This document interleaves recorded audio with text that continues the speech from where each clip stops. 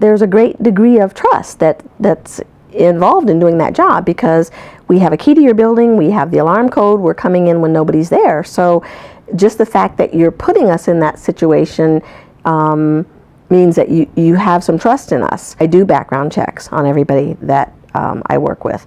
We have a pretty rigorous screening that we go through, and it's frankly to kind of weed out people. You know, I'm looking for the inability to do certain things, like to be on time for the appointment, to follow instructions. And then we actually do a pre-employment test where we have to verify their skills, because we don't hire people that are entry-level into janitorial, but still they could have worked for a janitorial company that wasn't very demanding. And so probably less than half of the people that we test, we actually make offers for. I cannot work with people who tell me even the slightest falsehood. So I had an example. There was a gal, she was working in a bank building, and she was vacuuming, and she sucked up somebody's the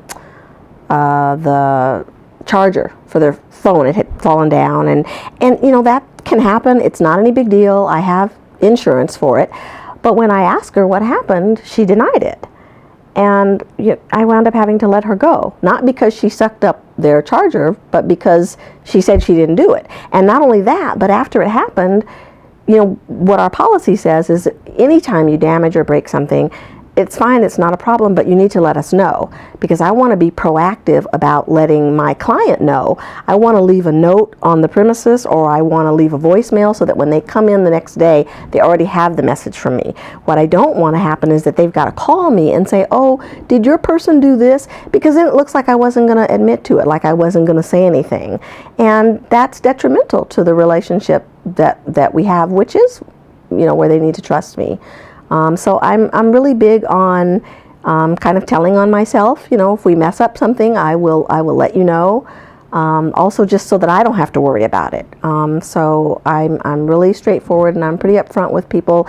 You know, we had this issue. It didn't go like I wanted it to. This is what I'm going to do to fix it, or I'm not sure.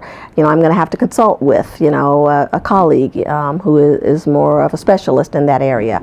But I'm generally pretty proactive about making sure that they're aware of what's going on. Not overly so, because they don't really want to have to micromanage.